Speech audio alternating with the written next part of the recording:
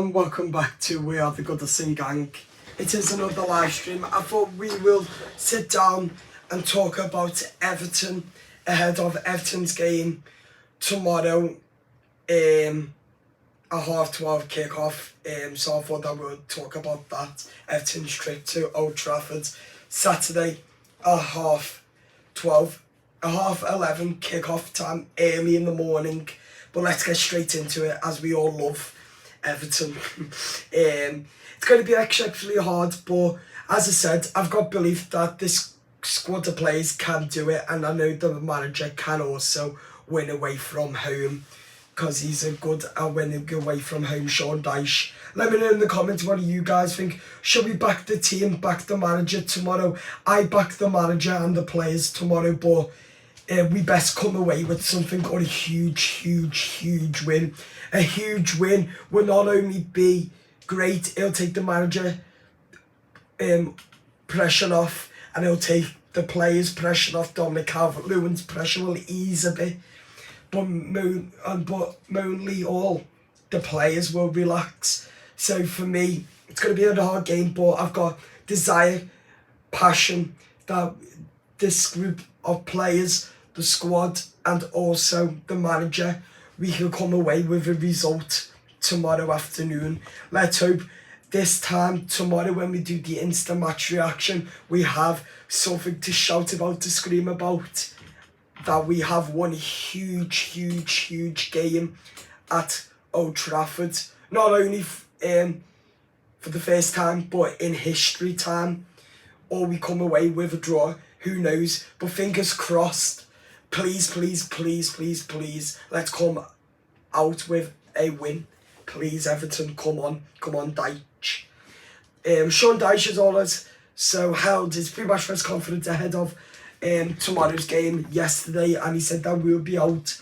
Dele and Danjuma and Idrissa Gana Gueye too, who will be out injured. So 2 o'clock tomorrow, we'll know what team Dyche has picked.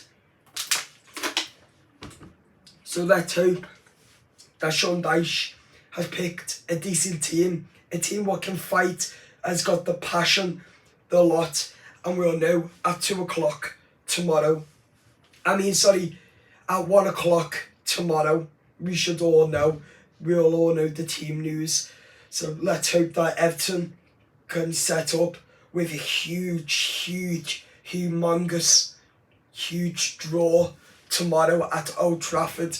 And I'll tell you what, that'd be an amazing weekend for me. Not only for me, but for me family, because it'll take the pressure away from me, as I love Everton Football Club, as I've got autism and bad anxiety. I can feel the anxiety what all the fans are feeling because of me. With me autism, I suffer with bad anxiety. But as I said, a huge win, as well as for Mother's Day on Sunday. So let's hope that we can get a huge, massive win tomorrow. That'll be huge if we win tomorrow. I cannot stress about it. I'll be screaming, wow, come on, Everton.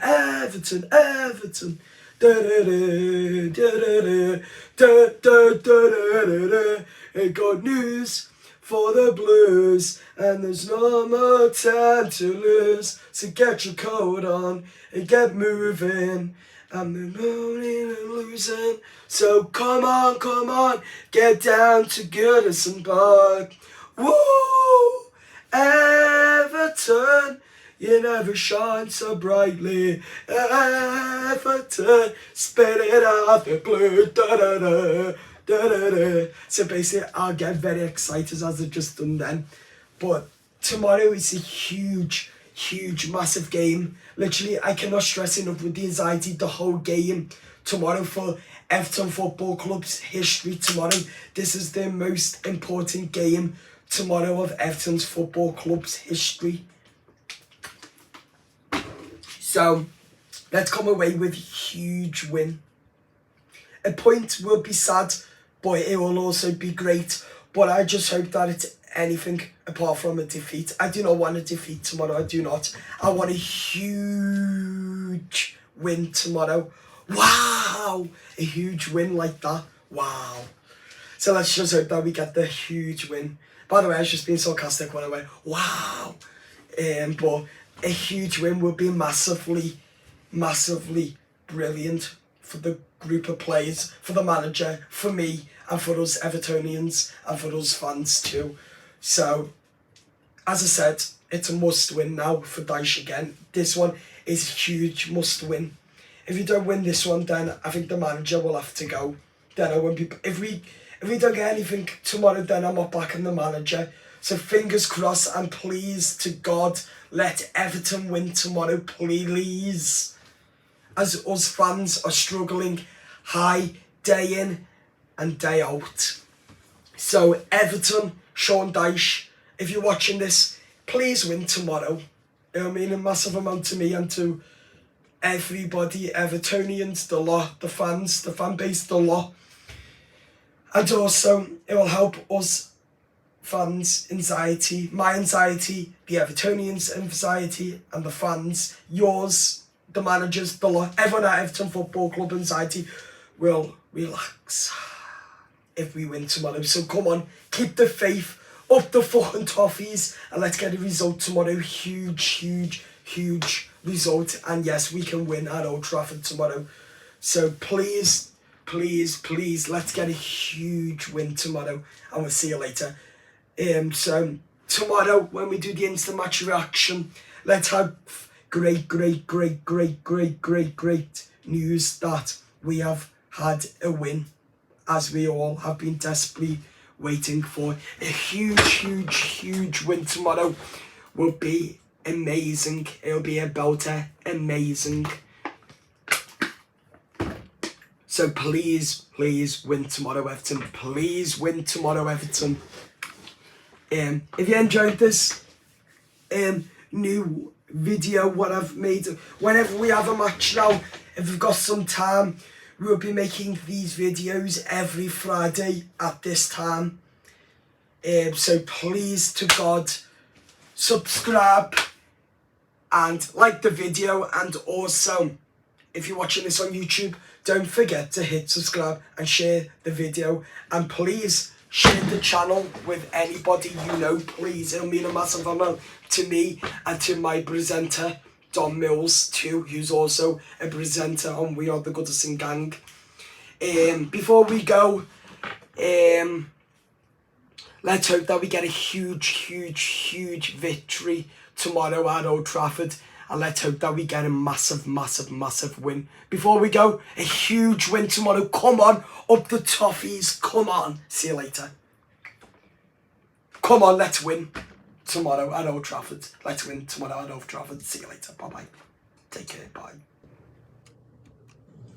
I don't want to have pre-match press conference ahead of Monday's game against Crystal Palace at the start of a question about how the start forward. Hi, Sean. Morning. Player availability. First of all, we saw Amadou and Arna back off the bench and Seamus Coleman last week. Are they fit and ready to start maybe on Monday? Yeah, they're certainly back in the thinking. Both come through a few days training very well. Duke's got a chance as well. He's back in the thinking. He's been on the grass with us this week, which is good news. So they certainly come back into the squad with the thought of getting in the side. Will you be tempted with Decore, because he has been such an important player for you? Yeah, he's done very well. If he's right and he feels right, then he's certainly in the thinking. We've got a couple of days now to train before the game, obviously, so we'll see how that goes. How's Ben Godfrey? Yeah, he's good, yeah. Yeah, just a bug, so that's passed pretty good. Yeah, and are we still some way off with Arnaud Danjuma and Andre Gomez? Yeah, both of them. Andre's back on the grass, but it's still got to be a delicate one with his calves. He's had a few of them now, so we've got to be careful with that. And Arnie's going well, but he's got a few weeks yet. And you're back on the grass on Monday. How was it up in the stand at Manchester City? Yeah, not ideal. Good for you? Not ideal. I see it.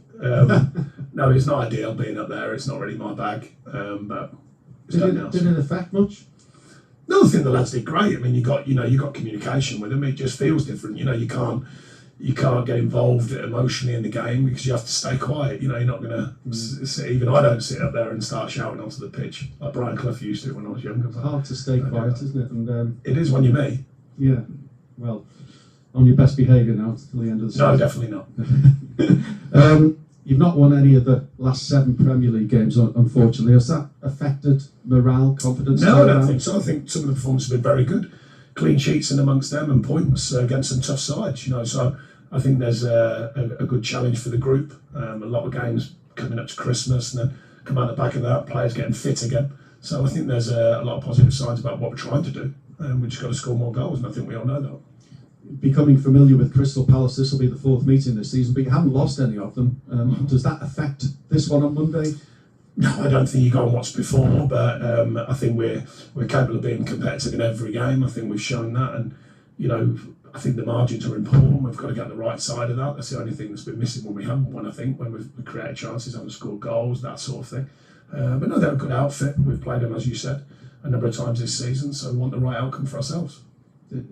Does it affect the game? You know each other's games so well, I suppose, and played recently as well. No, I don't think so. I think every game's different. Every game plays out different. Tactics and all that. Most teams have a more sort of go-to shape, if you like, which I think they will have, and ourselves included. And most teams do. So no, I think it's about turning up on the day and playing and delivering a performance like it always is. They're not in a good run of form, are they? It's just 2 wins from the last 13 Premier League games, and unfortunately Roy Hodgson taken ill on Thursday. Do you feel for him and his position at the moment? Well, I certainly wish him well. I sent a message out and just briefly spoke to Ray Lewin and on a message, so I believe things are okay at the minute. We wish him well, and we want that before anything. Great guy, someone I respect greatly, and Ray too, so we're hoping that recovers, but obviously when the game comes round, we've got to look all beyond that. It's an important game, it's important to us, the points are important, so, that has to be part, but bigger than the game is certainly his health, and I hope he is well, and I hope he comes through it with no problems. I suppose even Roy would acknowledge that run of form, it's part and parcel of people putting you under pressure, really, in the Premier League. Well, I think everyone's under pressure in the Premier League, regardless, you're whether you're top, middle or bottom, everyone's looking to say, can you win the next game? We certainly put ourselves under our own pressure to win games, and that's what we're going to do for this one. I think you've already mentioned it, goals have been an issue. I know you've not scored in 4 of the last 5 Premier League games, and quite naturally people look at Dominic Calvert-Lewin and that run of games without a goal. Are you still pleased with his performance? Yeah, so it's not about one player, it's about all the team, and I think we're trying to enhance that with the group, the mentality that everyone can score a goal. It's not looking at one player. And I think Dom's given a good level of performance, and something will work for him. It's kind of that scenario. Sometimes you get a lucky when it hits you and goes in. Sometimes you've got to work for the goal, and I think he's finding that balance. He is working. Goals will come his way, I'm sure of that. But it's a team responsibility. It's not just one player. Oh, it's Jack Harrison who goes in. Well, say la vie. And we're still awaiting the verdict, of course, on the appeal following the 10-point deduction. I think we were hopeful it was going to be by the end of this week. It's dragging on a bit. Is that bad for the club and the fans, really? It hasn't dragged on for me. It's just the case of how it's mapped out. So we would get in a very general timeline, probably over the next couple of weeks. Wait and see.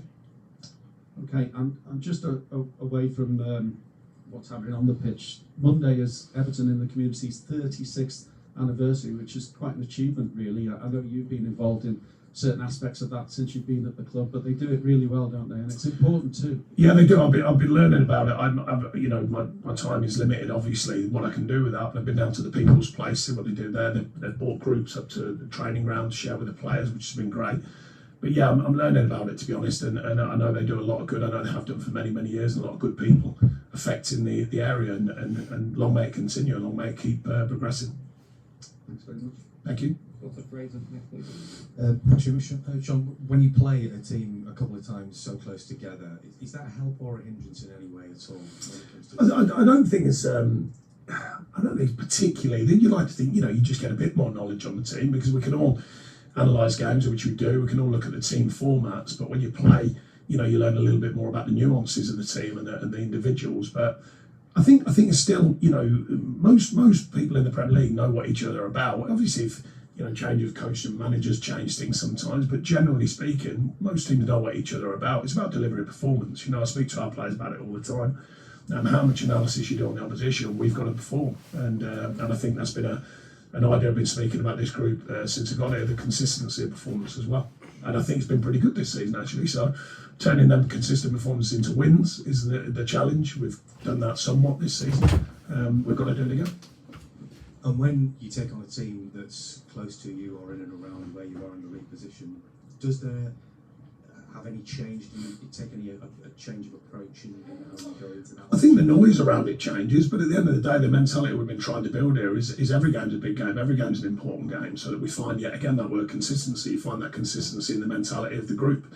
So I think we'll be ready. We've been ready for every game this season. A couple we've stepped away from, we haven't done well, but most we've been a very competitive side, and we've got to continue with that train of thought amongst all the games we play.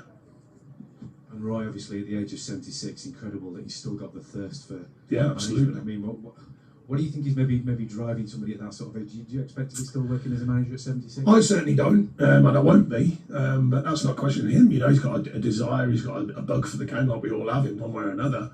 I've never really, I've met Roy a number of times, been, done coaches groups with the leaders in sport and things like that, and spoke to him personally, but I never really brought it up actually at that age or anything like that. I think if you've got the desire to keep going and keep doing what you do, no matter what you do, not just football manager, I think why not? I can't see myself being that age doing it, but that's no question on others. It's not because I don't love the game, I just can't. I just get to a point when you go, no, that's enough. But he's still got the fire to keep going. And like I said, first of all, we wish him well. I hope that he recovers. Thanks, Fraser. We'll go to Mike at BBC Radio Merseyside. Sean, even though the wins in the Premier League have been thin on the ground over the past couple of months, it's worth considering that you've played Man City twice and given them out yourselves. 1 point against Tottenham that could easily have been 4. Aston Villa, decent at Goodison, goalless against Fulham also when you created enough chances to win 4 games. I know you said you've been happy with the level of performance, but have the players also been able to take positives, even though there has been a shortage of... Yeah, I think so. I think there's a belief in the group. It's not just my belief in them. I think it's grown their ownership of it, and as a group, and I think the demand has risen as well. I think they demand more from each other, and I think that's given some positives, as you said. And sometimes, you're right. You've got a manager's, coach's job, and the players is to look through the actual outcome and the result, and see what we're doing and see what the performances are. And I agree. I think we've played some very tough sides. I think we've played some tough games. And we've been a very small margin away from winning certainly a couple of them games. But they are the margins that count. We can do all the good stuff, but you've got to reward yourself by taking them big moments, by finding a goal, by finding a cross, by finding a pass, and of course, while keeping the back door locked. But we've been pretty good on that side of things. So I think the team know that. How many different scorers can we get? How many different ways of scoring? How many different chances? All the noise XG, and I've used it myself because it has been quite extraordinary, the level of it. But you've got to put it into action. You can't just keep relying. I've spoken to the players endlessly about it. It doesn't. Even my words, the idea of good XG, good performances, and all that. That's all well and good. But we can't wait for it to happen. I say all the time, you've got to make it happen, and that's the next step. Not worrying about all the noise, just making it happen. And I think we're very close to that. What's the key, do you think, to finding that much needed conviction and composure in the final third? Because it's only done on the training ground to prepare for matches, and it's having the freedom to take on a chance. I call it freedom to miss. Don't worry about missing. I don't get on players for missing. I get them if they're not in there to score. But as long as they're in the right areas and they keep going in the right areas and they try and score, no problem from me. But you've got to be a freedom. You've got to be relaxed enough to miss a chance. And not be uptight. Just take it on and be clear-minded and sort of. Bloody-minded, if you like, and not worry about it. If it goes, it goes. If it doesn't go our way, it doesn't go our way. But get in the right areas, keep getting in the right areas consistently, and have the freedom to miss, as I say. So I think that's the mentality we're trying to build here, and I think there's been signs of it. We've had good scoring spells and with clean sheets as well, and then we've gone a little bit soft with it. But it's a collective responsibility. It's certainly not, one player's responsibility. It's everyone's responsibility. Getting Abdoulaye Doucouré back in the starting lineup whenever that's possible is going to be a positive.